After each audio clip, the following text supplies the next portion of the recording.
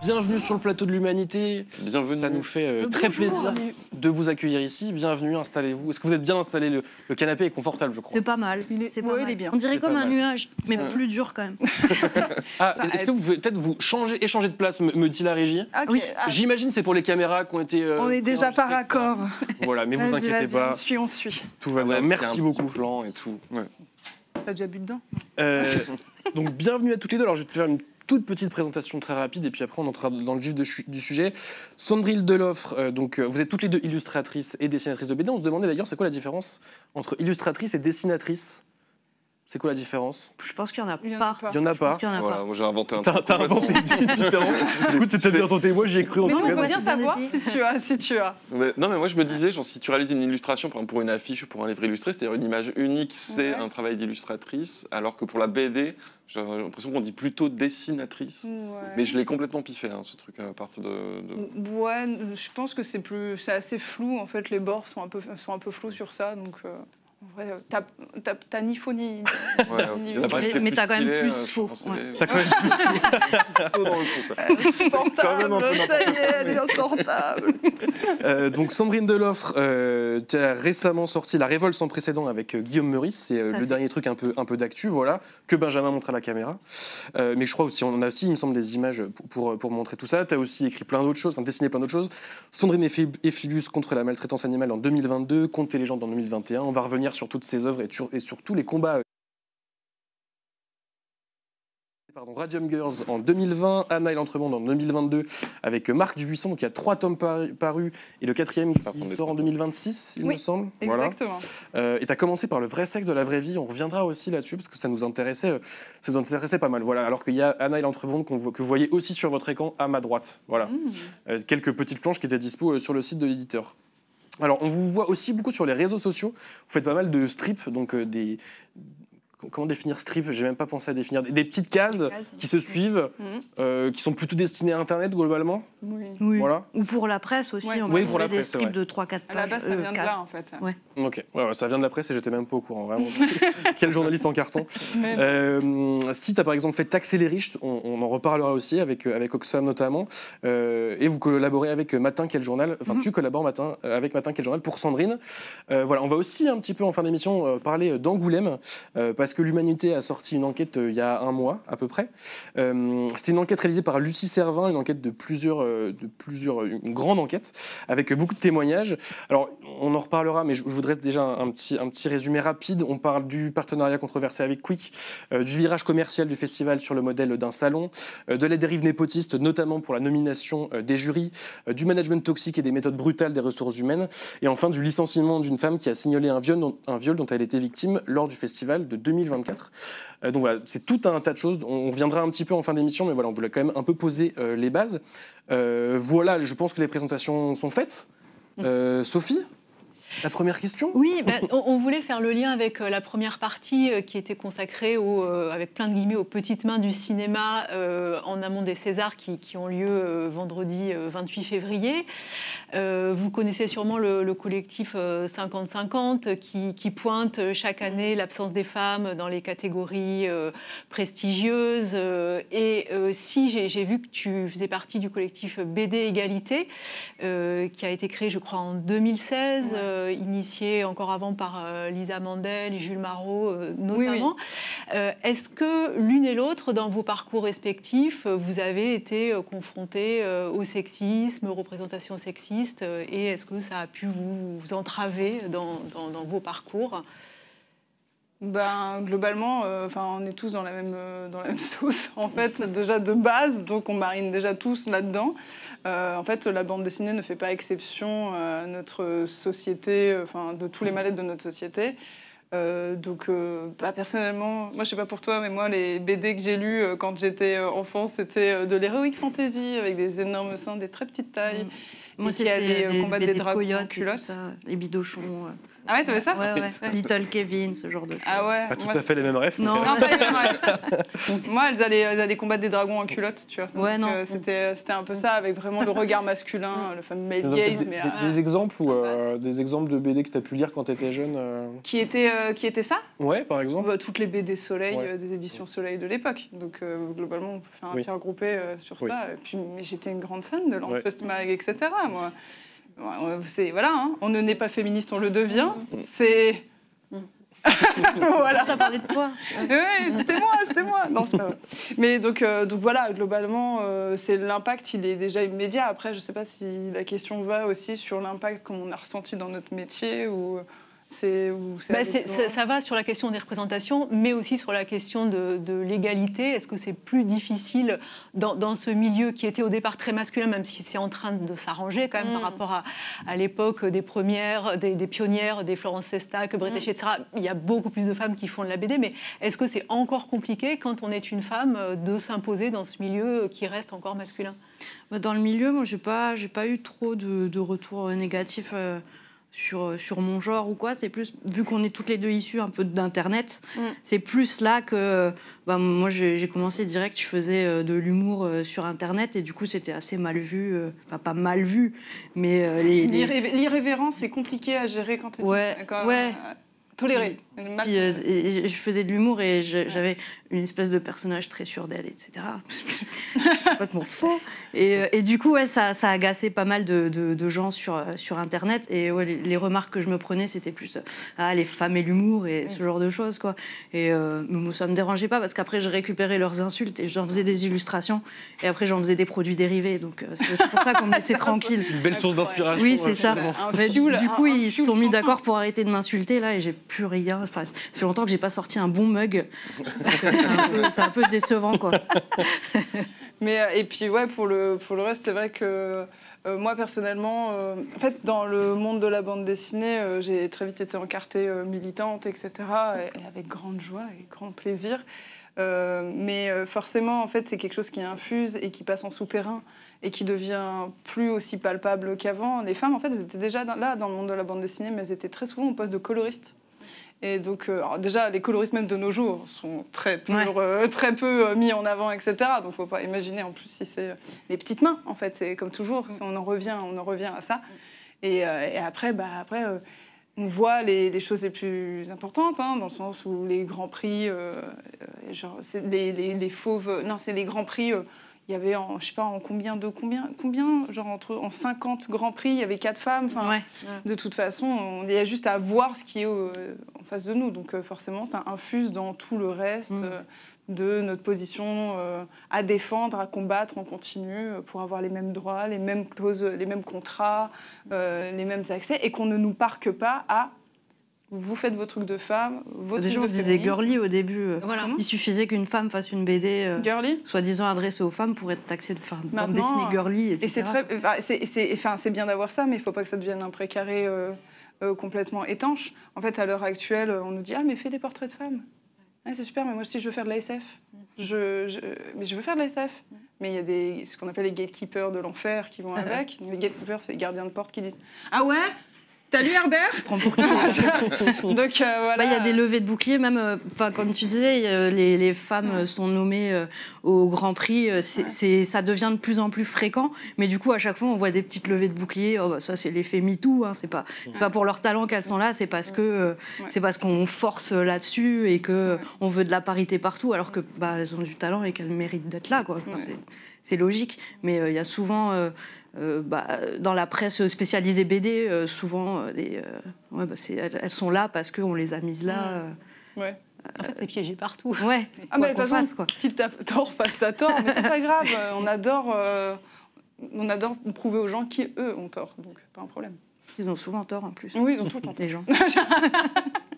Moi, j'aurais une question sur l'aspect web, justement, parce que vous avez effectivement la particularité d'avoir toujours une activité sur le web, parce qu'il y a effectivement les comptes Instagram, les strips, Twitch, les chaînes YouTube.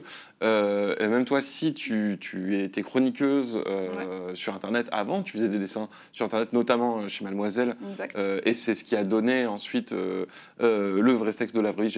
J'allais faire la Dans vraie le vie, sens, vrai sexe. ça a tout le temps. Voilà, mais voilà, donc en fait, tu viens de là, et on sait que c'est hyper important pour votre génération d'artistes, la présence en ligne, Instagram. Et comment vous avez effectué cette bascule vers l'édition traditionnelle, et c'est quoi votre rapport à continuer à produire de la BD pour le web, ce qui n'est pas forcément très rémunérateur, j'imagine? En fait, le truc, c'est que moi, je sais pas pour toi, mais moi, quand j'étais adolescente, il y a eu l'âge d'or des blogs BD.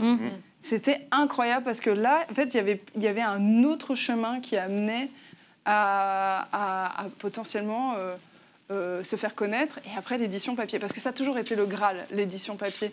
Et c'est drôle parce que maintenant, c'est toujours un peu le cas. Je rêve du moment un peu comme où on va commencer à regarder en disant un peu comme Twitch vis-à-vis de la télévision, tu vois, genre non, est-ce que c'est vraiment utile d'aller sur la télévision, on a notre propre média, c'est pas encore, on n'est pas, parce que la rémunération, comme ce que tu disais, mais c'est vrai qu'il y avait une espèce de cour de récré géante à l'ère des blogs BD, avec une émergence de traits qui n'étaient plus normés, parce qu'il y avait quand même une certaine norme dans la bande dessinée. Après, il y a eu un éclatement des traits, des formats, de ce qu'on appelle les romans graphiques qui sont arrivés, etc., qui a un très gros sujet là-dessus, qui a certes fait un truc incroyable sur la proposition graphique, etc., mais qui a aussi complètement détruit le marché de la bande dessinée avec des formats très très gros, payés une misère, par exemple.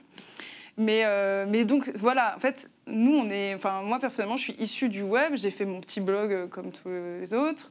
Quand j'étais sur Mademoiselle, j'avais une chronique régulière. C'est par ça que je me suis fait découvrir. Et puis en fait, quand tu prends le goût d'une communauté aussi, parce que c'est ça aussi qui est très fort, des lecteurs et des lectrices qui me suivent. Toi, t'aimes les gens, toi. Ouais, j'aime les gens. T'aimes les gens. Et en fait, de continuer à faire ça, c'est ce que j'appellerais mon soft power, tu vois. En fait, c'est une sorte de soft power. Certes, c'est pas rémunérateur directement, etc. C'est un portfolio presque. C'est un portfolio et en même temps un contact avec les gens. Ça démystifie complètement tout ce qui pourrait être l'ermite qui fait de la bande dessinée, tu vois, genre la personne qui est toute seule dans son coin, alors que je montre que non, moi je gère tout avec des tableurs Excel et que c'est laborieux, la bande dessinée, c'est long à faire. Et au final, les gens adorent ça, en fait, parce que dès que tu montes la tambouille interne, ils adorent ça.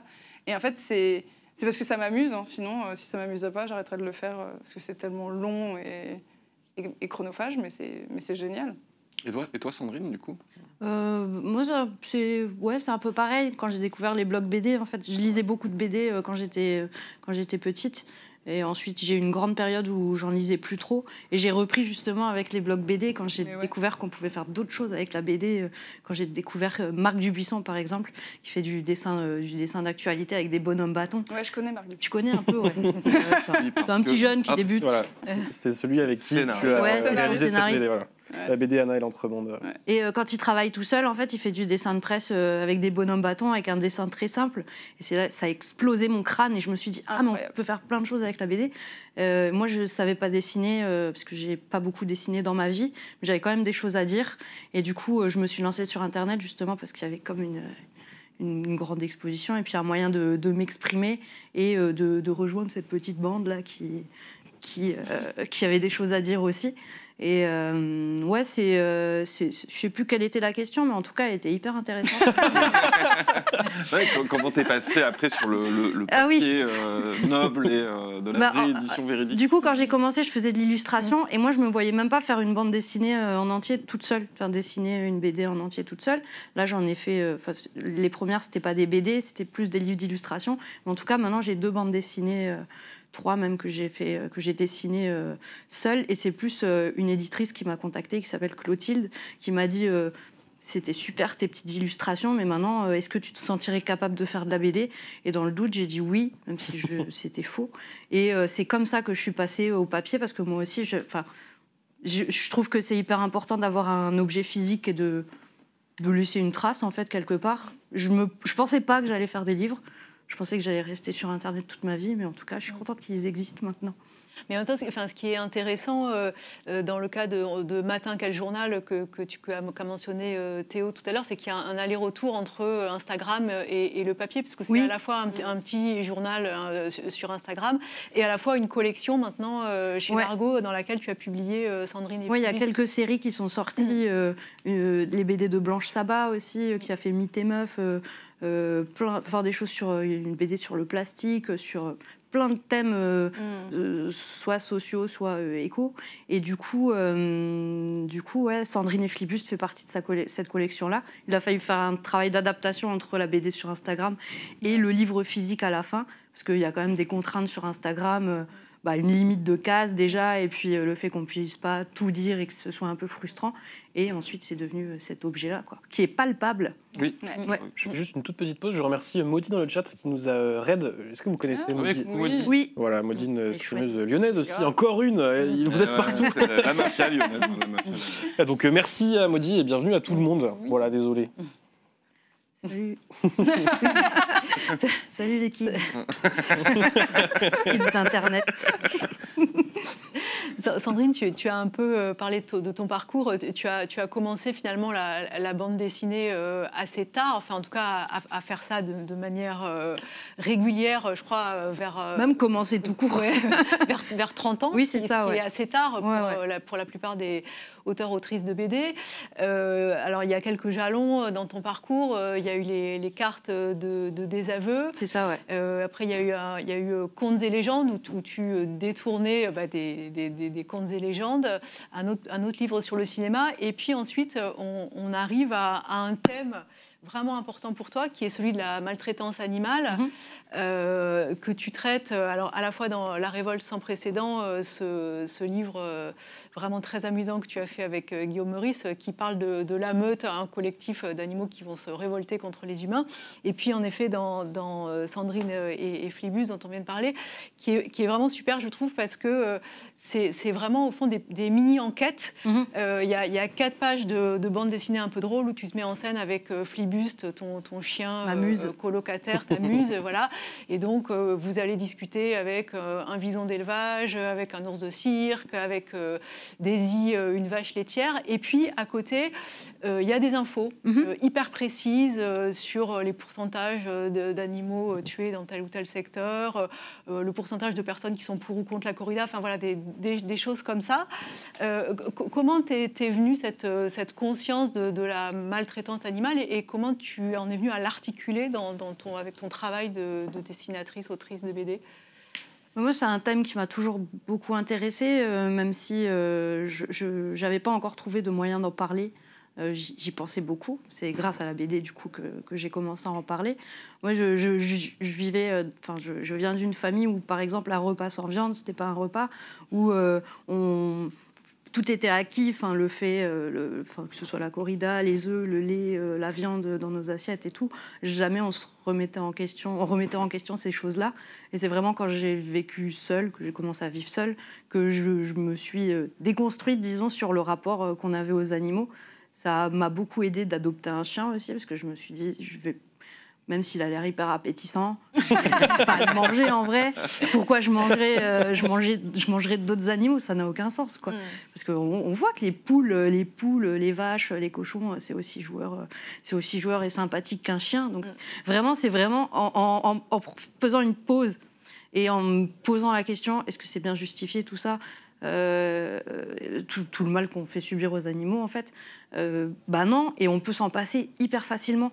Enfin, je sais qu'il y a de la maltraitance un peu partout autour de nous, parce qu'on parle de la viande, mais il y a aussi les élevages, les vaches laitières, il y a aussi les œufs, il y a aussi les cirques, il y a aussi les zoos.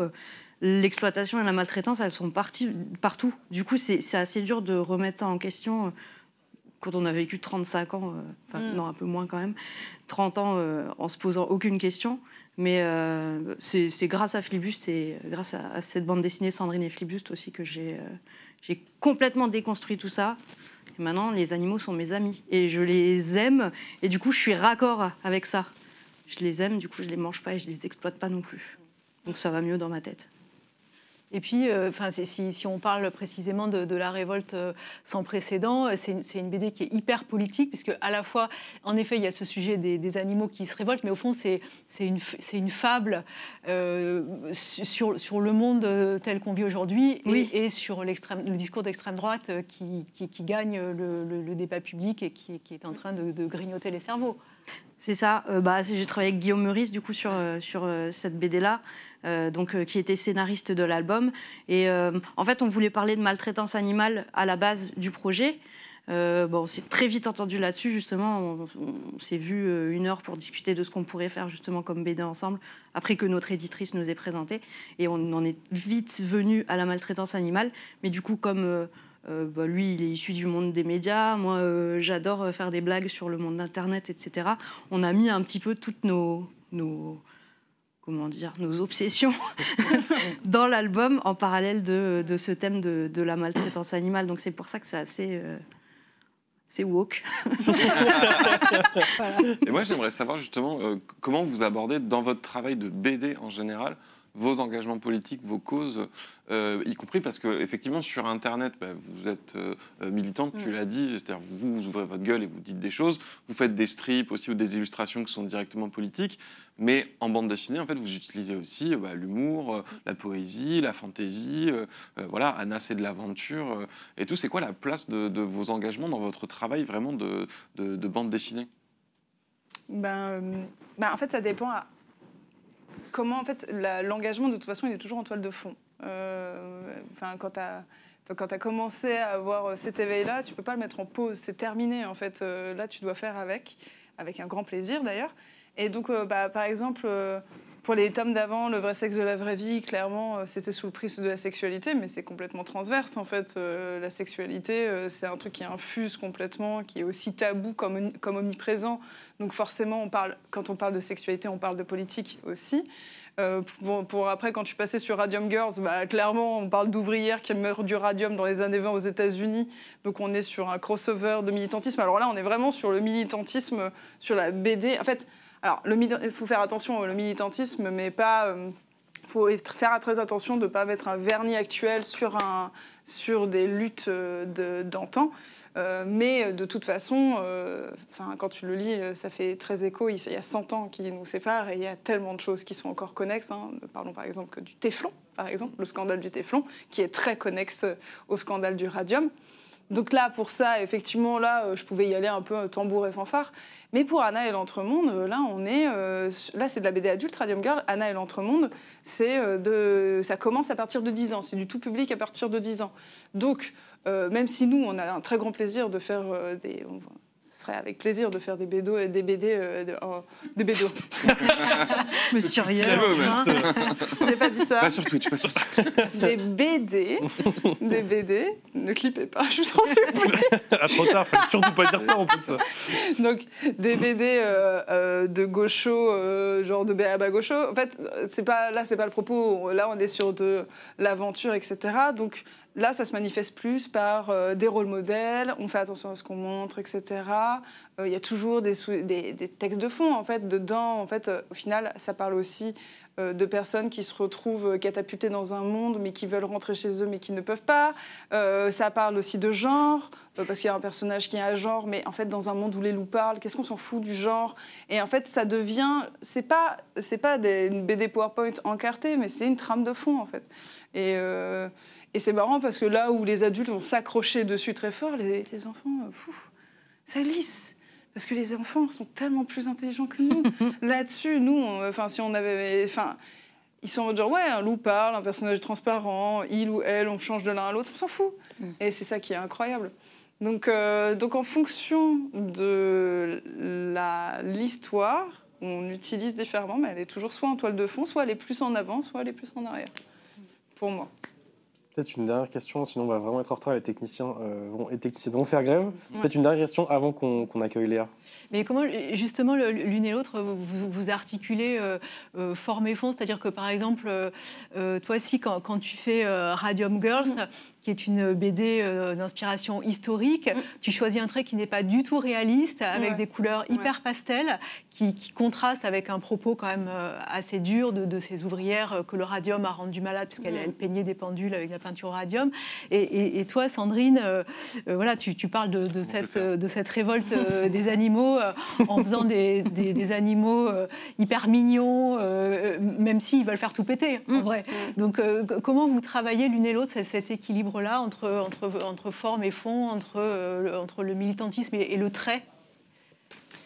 Ben moi, depuis les cartes de désaveu, j'ai toujours aimé ce côté décalé, justement. Les cartes de désaveu, des Twitchers, comme disent les jeunes qui ne connaissent pas, en fait, c'est des cartes de vœux désagréables et méchantes qui contribuent vraiment à la mauvaise ambiance du pays, mais toujours très mignonne, donc avec des petites couronnes de fleurs, avec des petits soleils, des petites étoiles, etc. Dire des horreurs avec des... Ouais, c'est ça. Et, c'est très bien pitché, en tout cas, ça donne envie. Bah, merci. Moi, j'en fais plus trop. Maintenant, j'ai versé toute ma méchanceté. Maintenant, je suis adorable. Mais en tout cas, ouais, j'ai toujours aimé le décalage entre le fond et la forme. Ça continue, bah oui, comme tu disais, avec les petits animaux mignons, très colorés, mais à qui on fait dire des horreurs et qui sont hyper engagés, hyper révoltés, qui ont envie de tout brûler. Mais nous, ça nous faisait marrer, justement, ce décalage. Après, j'ai aussi une limite au niveau technique.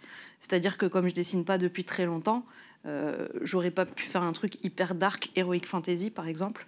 Alors du coup, je teste des choses aussi, et sur ce projet-là, j'avais envie d'utiliser du crayon de couleur, de faire un trait hyper naïf et de m'éclater comme ça, quoi. Et toujours dans la mauvaise ambiance, quoi. Et puis pour moi, là-dessus, Radium Girl, moi, le traité, vu qu'on était sur l'historique, moi, je suis partie sur les photos que j'avais un peu sépia. Et en fait, je me suis dit que j'allais rester sur des gammes colorées très courtes. Mais moi, ce qui m'intéresse, en fait, ma couleur vaut autant que mon trait. Donc, en fait, c'est marrant parce que même pour Anaëlle Entremonde, quand je pitchais des choses à Marc, je lui donne des gammes colorées avant de lui parler de figuration. Mais donc, moi, en fait, là, le trait, bah, c'est mon trait. Mais c'est juste qu'effectivement, comment on montre les choses, pour montrer le radium est omniprésent, etc. Mais en fait, c'est un peu la 7e Radium Girl qui a toujours un peu en fond. Et puis, au fur et à mesure que tu lis l'histoire, en fait, ça va prendre de plus en plus de place. Mais en fait, le traité est hyper important de ce qu'on va amener. C'est vrai que là, si j'étais partie sur la palette de couleurs de Anaëlle Entremonde, on aurait eu un petit souci. Et si j'avais utilisé le crayon avec Anaëlle Entremonde, ça aurait été cafard. L'exercice est donc difficile, là, Benjamin. pas vraiment. Non, tu peux montrer les autres tomes aussi. Non, mais épisode-là, non, mais t'embête pas plus. Mais c'est de toute vrai façon, que... achetez les BD, comme ça, vous pourrez voir Oui, vous-même. Non, mais en fait, voilà, il faut faire attention. C'est pas spoiler en même temps. En fait, c'est comme le militantisme est différemment, a un prisme différent en fonction des histoires. C'est pareil pour le traité. Le traité doit s'appliquer à ce qu'on raconte. Voilà, j'aurais pas utilisé le même traité crayon couleur pour faire de la fantaisie piraterie. Enfin, ça n'aurait eu aucun sens, en fait. Je vois beaucoup de messages dans le chat qui disent soit ça donne envie d'acheter vos BD, soit on les a et c'est vraiment trop bien. Donc je vois beaucoup de messages de soutien. Ouais, donc voilà. Mais j'en connais quelques-uns. Merci pour l'herpès aussi. Hein. Celui-là, je l'avais pas lu exprès quand même. C'est le moment d'accueillir Léa. Bonjour Léa, c'est le moment de Caméléa. Est-ce qu'on a un jingle? On a un jingle.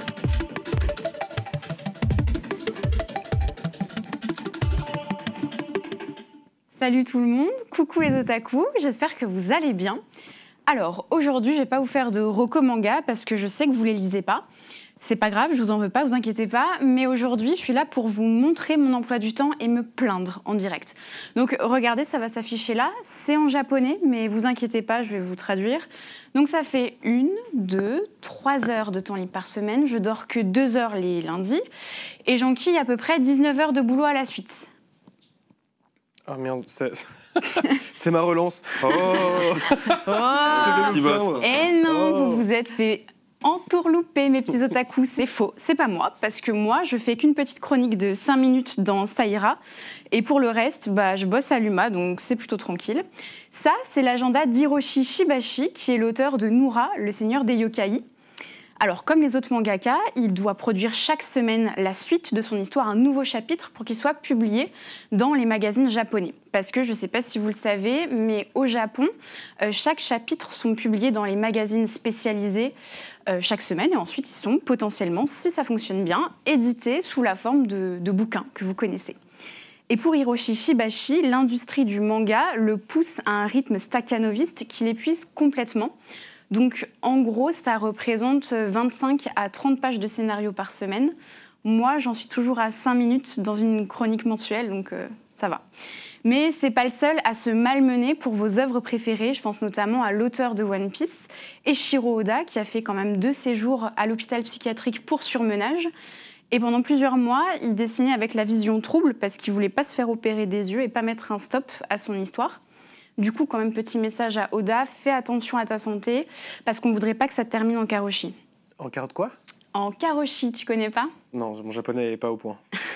Bon, du coup, dans le chat, dites-nous en commentaire ce qu'est le karoshi, et je vous répondrai à la fin de la chronique, vous inquiétez pas. Mais pour reprendre mon propos, vous voyez vos œuvres préférées, donc je pense à Hunter x Hunter, Nana, Bleach, à votre avis, pourquoi les mangaka y mettent un terme à un moment donné? Théo, je ne sais pas si tu as la réponse. Ils ont déjà plus de thunes, ils ont déjà plein de thunes, donc ils n'ont plus besoin de continuer au hasard?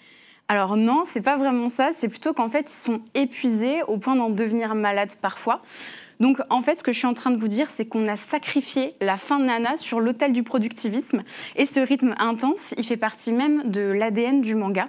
C'est-à-dire que ce sont des BD en noir et blanc qui n'ont jamais été colorisés parce qu'il faut gagner un max de temps et pouvoir vendre le tome le moins cher possible. Donc si, Sandrine, je ne sais pas pour vous, est-ce qu'au début de votre carrière notamment, vous avez été forcée d'accepter des conditions de travail pas cool, qui vous arrangeaient pas du tout, mais vu que c'est le début de carrière, fallait tenter, quoi. Effectivement. Oui, bien sûr. Et c'est-à-dire quoi, par exemple? Très mal payé, Très très mauvaise avance très mauvaise sur, avance. sur droit. Ok. Ouais, que dalle. Bon. Rien du tout. C'est-à-dire, je ne sais pas si vous êtes tous familiers avec le concept, mais La valoir? quand Ouais. on signe, donc on a un avaloir, une avance, qu'on doit rembourser après avec nos premières ventes. Donc c'est même pas, Ouais.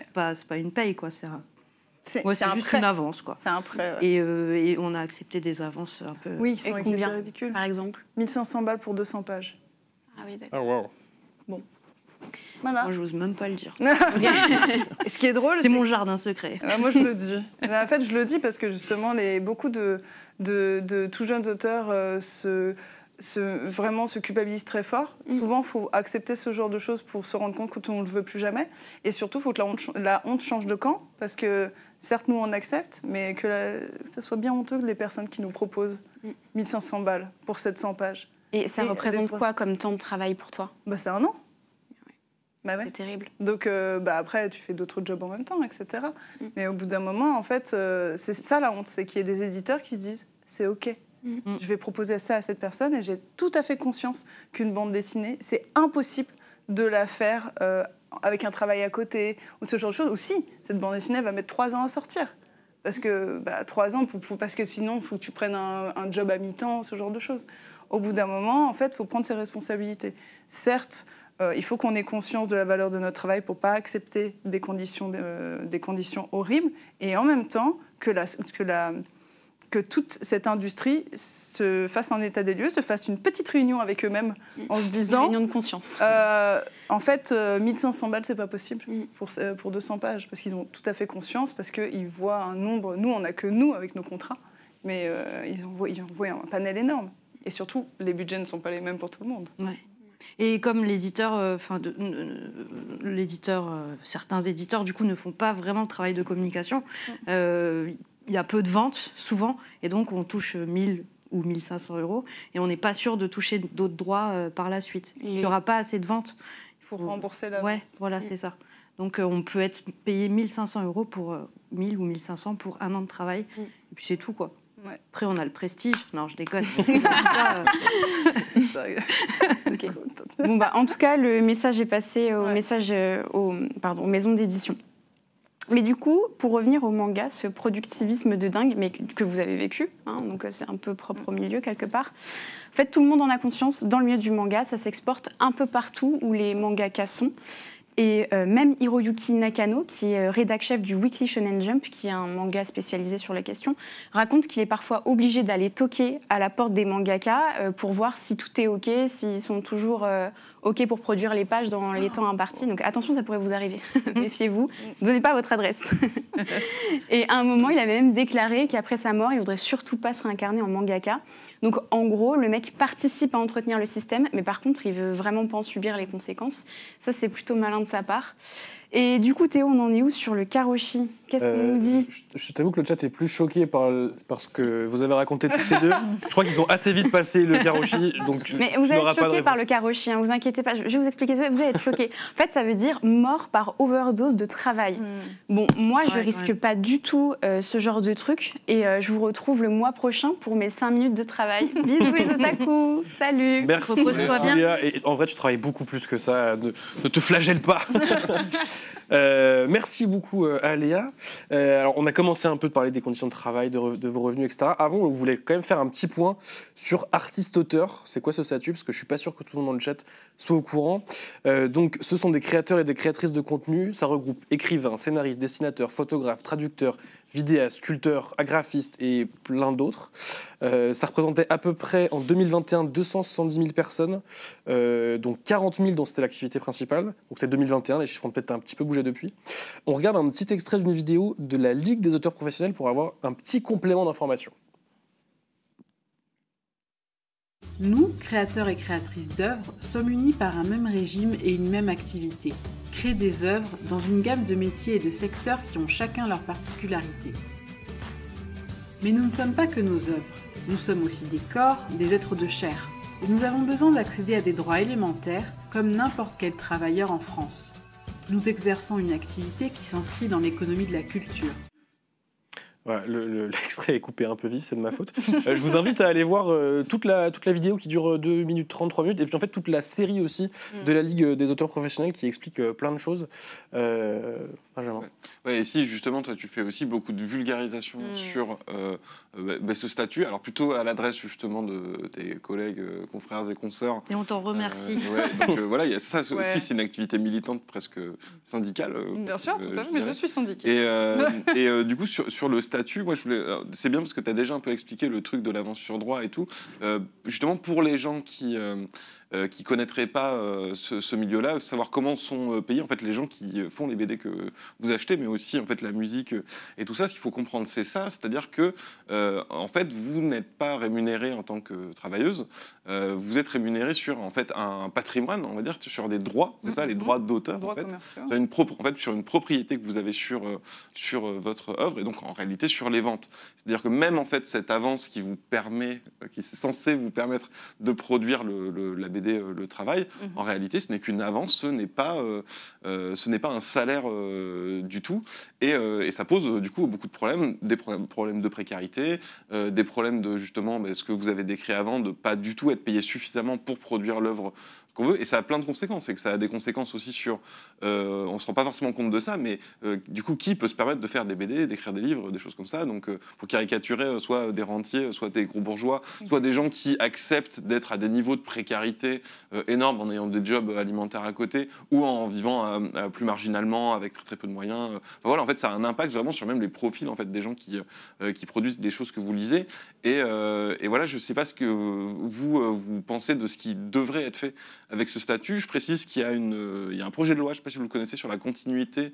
du revenu des auteurs qui avait été déposé par un ancien député, malheureusement, qui n'a pas été réélu, Pierre Dharréville, qui m'a gentiment répondu au téléphone, et qui, eux, proposent par exemple de raccorder en fait le système de revenus entre justement chaque projet au système du chômage général, où on a parlé de l'intermittence dans la première partie, c'est-à-dire, et ça, il faut que les gens aient conscience que ça n'existe pas, c'est-à-dire qu'en fait, quand vous n'avez pas de droit d'auteur qui tombe, pas de droit, rien. Voilà, il n'y a rien du tout, il n'y a pas de chômage, il n'y a rien, vous cotisez pas. Pourquoi tu fais demander le RSA chômage. Mais mais c'est Oui, voilà, en plus, compliqué aussi. du coup.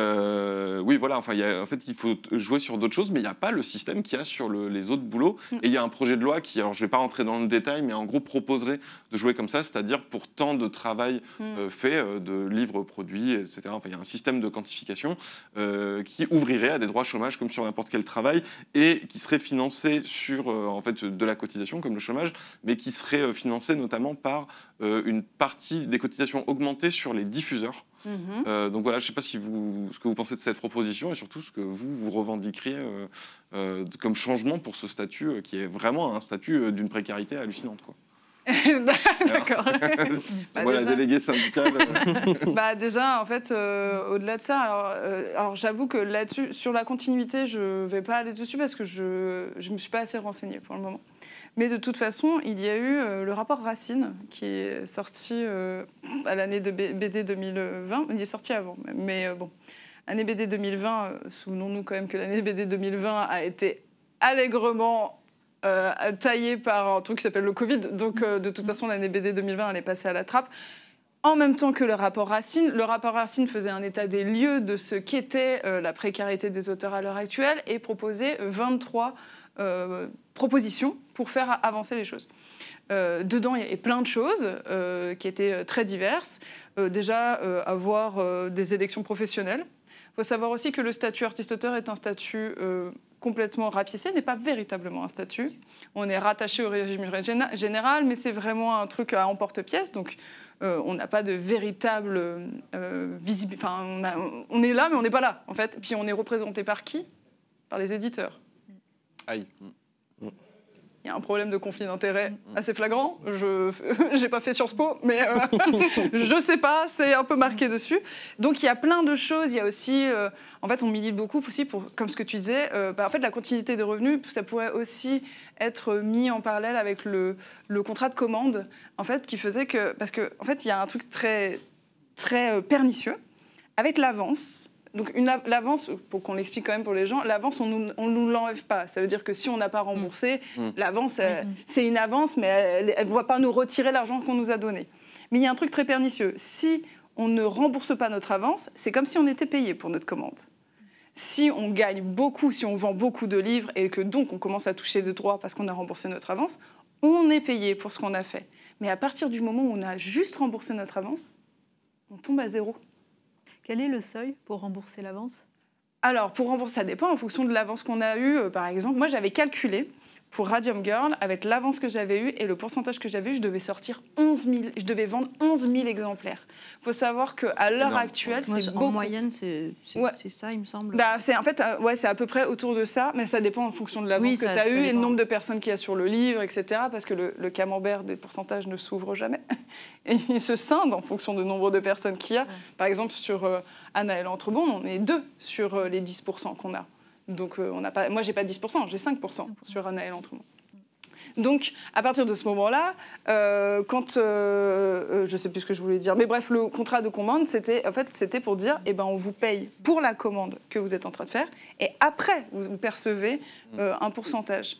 Et ça aussi, c'était une très forte proposition de dire, tout ça, les élections professionnelles, etc., c'est pour avoir vraiment une stature et pas juste l'artiste éthéré qui fait son truc d'ermite dans son coin et qui d'amour et d'eau fraîche. Et qu'on nous balance des trucs comme Feu, Roselyne Bachelot, là, enfin Feu, elle n'est pas décédée, mais elle est juste plus là, mais c'est peut-être pas mieux, mais qui avait quand même dit à la télé, non mais les artistes, ce qu'ils veulent, c'est d'être aimés. Elle a quand même sorti ça au JT, hein. Donc au bout d'un moment, toi t'es dedans, t'es en fait, alors non, moi je voudrais de l'argent. Moi je voudrais de l'argent, en fait, je voudrais de l'argent et de la reconnaissance, et puis des droits.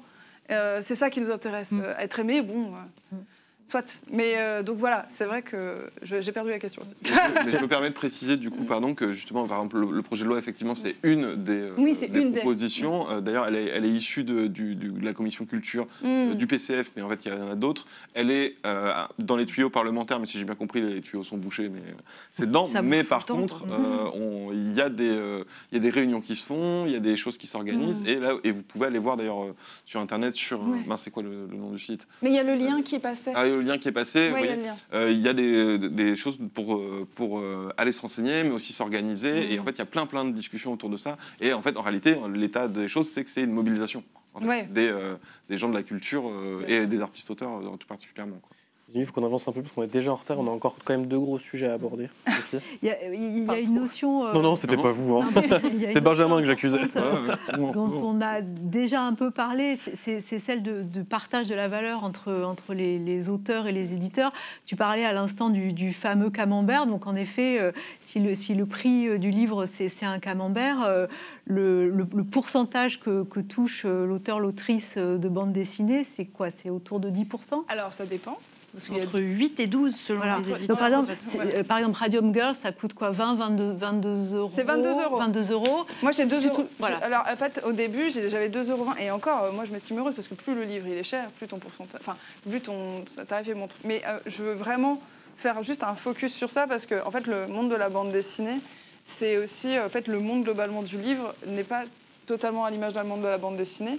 Dans notre malheur, on est peut-être les mieux lotis, parce qu'en fait, les auteurs de livres jeunesse, de livres illustrés, on est sur 4 à 6%.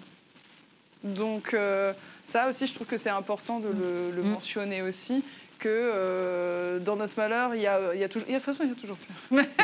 Mais c'est terrible. Donc oui, c'est...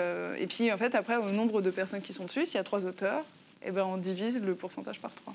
Et le reste du camembert, ça sert Ah bah là, à vous payer, pouvez trouver sur Internet, je ne l'ai pas en euh, tête, mais en fait, on est nombreux sur la chaîne du livre. On est, Il y a l'auteur, le libraire, le diffuseur et l'éditeur. le distributeur. Ouais, diffuseur. Ouais. Je me suis trompée. Il y a diffuseur et distributeur. Ah ouais, les diffuseurs, ok. c'est les commerciaux. Ah oui, ok. Distributeurs, c'est ceux qui- L'imprimeur aussi, Et il y a l'imprimeur. avec bon, Donc les on est matières assez, je premières. crois qu'on est 6. On est 6 dessus, avec des pourcentages variés. S'il vous plaît, n'allez pas taper sur le dos des libraires, parce que souvent c'est celui qui a le plus de pourcentage, mais c'est celui qui a le plus de charges. Ouais. S'il vous plaît, ça se saurait, ces libraires, c'était le nouveau trader. Ça se saurait. Aller plus loin que juste le pourcentage des chiffres et le nombre des chiffres. C'est vrai qu'il y a beaucoup de choses à revoir, et forcément... pour pouvoir revoir mais tout le monde est accroché à son pourcentage comme pas possible. 1%, c'est énorme. Aller gratter 1%. Donc, Mais voilà. quelles seraient, selon vous, les pistes pour obtenir un meilleur partage de la valeur qui soit plus favorable aux auteurs-autrices? Alors, je sais que certains optent pour l'auto-édition. Alors, l'auto-édition qui n'est pas l'édition à compte d'auteur, attention. Par exemple, Sandrine, tu travailles avec une maison qui s'appelle Exemplaire, fondée par Lisa Mandel. Et donc, c'est un modèle mixte entre l'édition traditionnelle et l'auto-édition. Est-ce que tu peux expliquer comment ça fonctionne et pourquoi c'est intéressant pour toi de travailler de cette façon-là? Moi, le premier album que j'ai fait, les petits albums carrés, Contes et légendes, je l'avais autofinancé, donc en faisant une levée de fonds sur Ulule. Et ensuite, c'est Lisa Mandel donc, qui m'a contactée parce qu'elle montait cette structure à ce moment-là. Et en fait, les éditions exemplaires, ça va être un mix entre l'édition traditionnelle, parce qu'il y a une maison qui chapeaute, mais chaque auteur va mener un financement participatif sur une plateforme qui a été créée sur le site exemplaire. Et à la fin, donc, une fois l'album financé, ça va devenir un album de la maison d'édition exemplaire. Donc, il y aura un suivi, après, il y aura une continuité. L'album sera diffusé en librairie, etc. Ce qui n'est pas le cas quand on fait de l'auto-édition tout seul, dans sa cave, comme j'ai fait pour Contes et légendes. J'étais littéralement dans ma cave. Et donc, en fait... Comme je disais tout à l'heure, parfois l'éditeur ne fait pas correctement son travail de communication. Moi, ma formation, c'est la communication. Du coup, j'ai pris en charge cette partie-là. Et au lieu de le faire gratuitement pour un éditeur qui ne va pas le faire, je le faisais et j'étais rémunérée pour ça. Si j'avais voulu quelqu'un qui s'occupe de la com, j'aurais payé au pourcentage quelqu'un pour s'occuper de la com, pour la distribution, etc. C'est un peu au choix chez Exemplaire.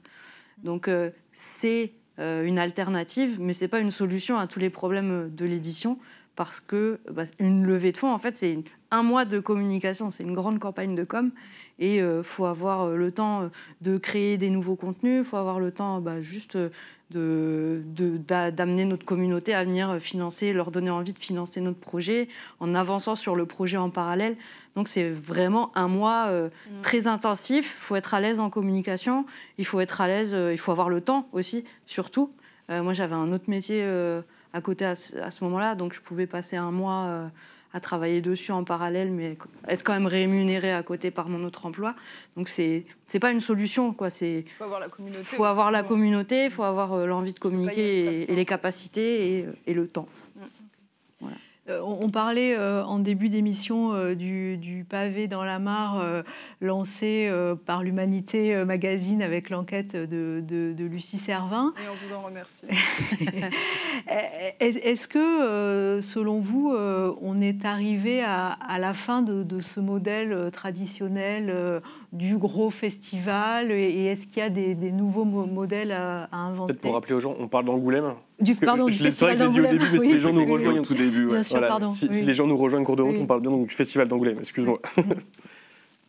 Ça, je sais pas. En fait, j'ai pas ma boule de cristal de savoir on est à la fin des gros festivals, parce que c'est vrai qu'on a tendance à parler que de la grand-messe du festival d'Angoulême, mais en fait, il y a plein d'autres festivals en France. Et aussi des très gros. Alors, je vais pouvoir parler que de la bande dessinée, mais il y a aussi des énormes salons qui existent et tout. Moi, je vais pouvoir parler que de la partie bande dessinée, parce que c'est là où on nous invite, parce que les généralistes, on ne nous invite pas. On fait trop de petits Mickey pour être invité sur les généralistes. Mais en fait, ça, je ne sais pas. En fait, si c'est la fin mais il s'avère qu'il y a énormément... En fait, c'est incroyable comment dire, Il y a la profusion. T'as un petit feed micro aussi, mais voilà, quelqu'un est en train de t'emmener un micro de rechange. On vous a vu le chat. C'est pas moi, je me suis pas assise dessus. C'est peut-être un petit problème de pile, c'est pas grave. Je te l'enlève. 3 petites secondes. Peut-être Sandrine, si tu veux continuer à répondre, en attendant que si remettre un Me faire micro. passer pour si. Exactement. Oui, tu Tu fais- participais pas mal au festival, toi aussi, en bénévole, non? Tu avais... Moi, j'ai travaillé pendant 8 ans dans un festival de bande dessinée, mais à Lyon, au Lyon BD Festival. BD. J'étais coordinatrice générale et chargée de com. Et mais ouais, tu dis que oui, il y a d'autres festivals en France, et même je trouve dans le festival BD d'Angoulême, rien que là, il y a plusieurs festivals. En fait, on peut être deux auteurs à pas vivre du tout la même expérience. Par exemple, Il y a le off. ouais, il y a le off. Moi, principalement, j'y vais pour boire des coups avec les copains le soir. S'il n'y avait pas le festival, ce serait exactement la même chose. Le truc cool, c'est que tout le monde est là à un moment donné à Angoulême.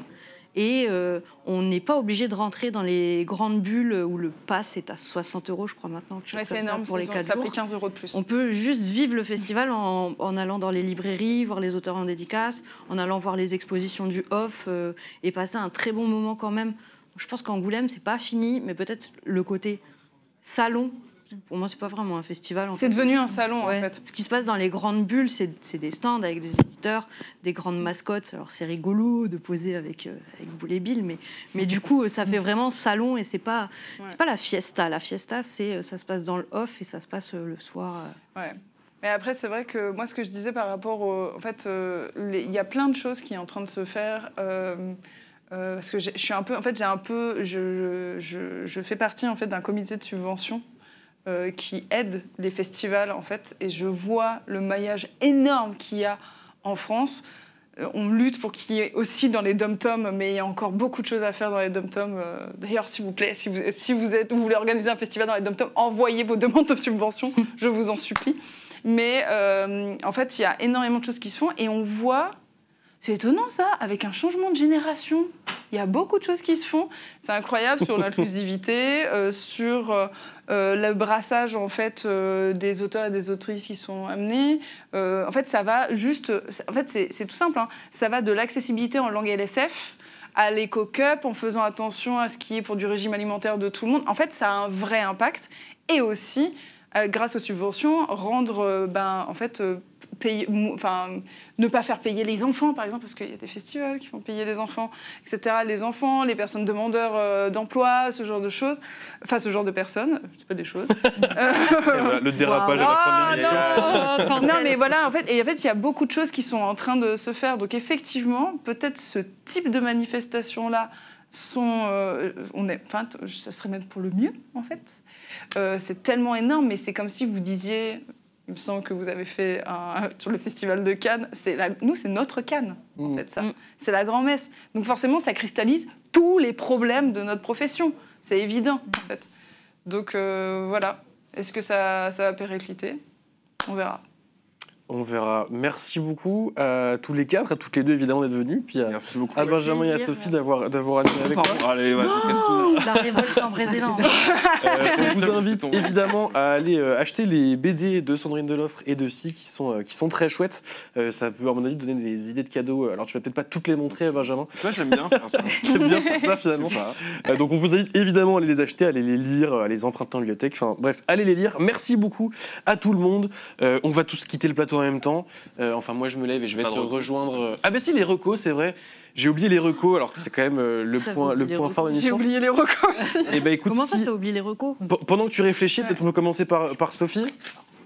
Alors oui, Je te prie un peu alors que t'es en train de boire, c'est vrai que c'est pas très sympa. oui, on a commencé tout à l'heure en parlant de cinéma et en parlant du fait qu'il n'y avait pas de femmes nommées au César dans les catégories meilleure réalisation et meilleur film. Eh bien, je ne sais pas si vous connaissez le prix Alice Guy. Alice Guy, donc c'était une pionnière du cinéma. Elle était réalisatrice, scénariste et productrice dans les années 20, les mêmes années où se passait Radium Girls. Et une journaliste qui s'appelle Véronique Lebris a créé un prix, le prix Alice Guy, pour récompenser un film réalisé par une femme. Et donc cette année, il y avait 85 films éligibles, comme quoi c'est des films de femmes, si on veut en trouver, il y en a. Et le prix a été décerné hier à Lina Swalem pour son film Bye Bye Tibériade. C'est un portrait de sa mère, la comédienne palestinienne Yam Abbas, voilà, qui retourne dans son village de Galilée. C'est un très très beau documentaire. Voilà. Donc on vous encourage à aller voir. Oui. Benjamin. Alors, je voulais pas ramener une BD supplémentaire parce que là, déjà, en fait, vous avez déjà beaucoup de recos. Mais je me suis dit, je vais rester dans le thème. Il y a l'auteur de Coco n'aime pas le capitalisme, qui prépare la suite Coco n'aime pas le capitalisme à la plage via un système de crowdfunding, justement, qui en fait était un système où vous pouvez précommander la BD, en fait, d'une certaine façon, et qui aussi est chez un éditeur qui est alternatif, Bande détournée, ouais. qui est Bande détournée, ouais. Donc je sais pas exactement le modèle, mais c'est assez proche, je pense, de ce que fait Exemplaire. Et ça s'arrête dans 2 jours, le crowdfunding, les précommandes pour avoir les trucs spéciaux et tout.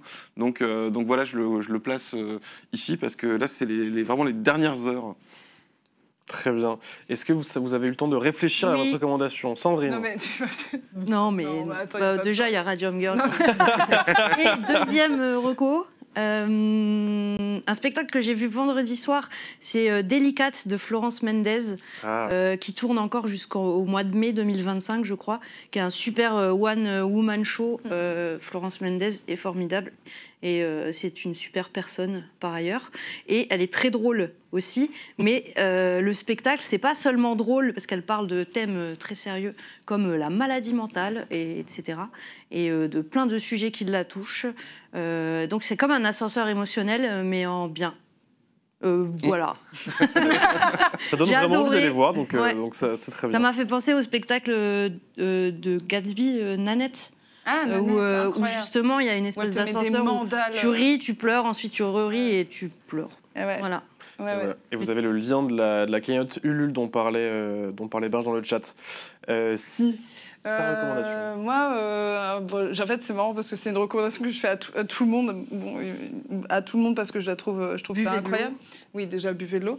Et surtout, j'ai mon petit chouchou que j'adore, qui est un auteur de bande dessinée qui s'appelle Mayol Vigourou, qui a sorti une bande dessinée qui s'appelle Eteb et la harpie. C'est magnifique ce qu'il fait.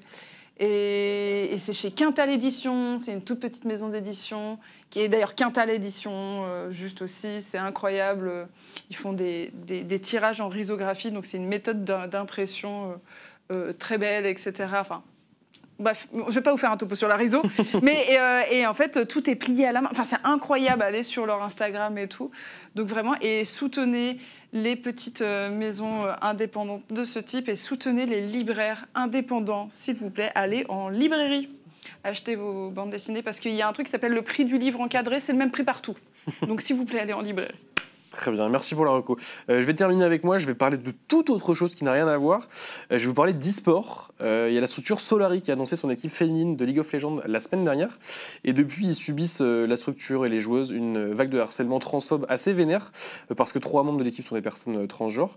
Donc ma reco, ce sera d'aller soutenir, d'aller regarder de l'e-sport féminin, parce que non, elles ne volent pas à la place des hommes, ça ne marche pas comme ça. Donc voilà, et je vais me permettre de faire une deuxième reco, puisqu'on parle de jeux vidéo et d'inclusivité. Ce week-end, il y a le Speedon qui commence demain soir. Donc l'événement organisé par Mister MV de streaming caritatif à destination de Médecins du Monde. On a fait la dernière émission de Saïra avec justement Mister MV et Jarmou. Donc ça commence demain soir. Si vous êtes sur Lyon, vous pouvez y aller. Sinon, suivez en live sur Twitch, faites des dons pour Médecins du Monde. Et puis voilà. Yes. Super. Parfait. Cette fois, c'est vraiment la fin. Je crois que j'ai rien oublié dans mon conducteur. Merci. Merci à toutes les deux d'être venues. Bravo pour le travail. Moi, ça m'a donné en tout cas de lire encore plus ce que vous avez fait. Merci à Sophie. Merci à toi, Benjamin. Et cette fois, c'est vraiment la fin. Je vous invite à quitter le plateau. Allez-y. Allez, Et on va faire tirez-vous. J'ai notre pas dit coucou Flibuste parce qu'il est en train de me regarder. coucou Flibus. Coucou fiston, c'est maman.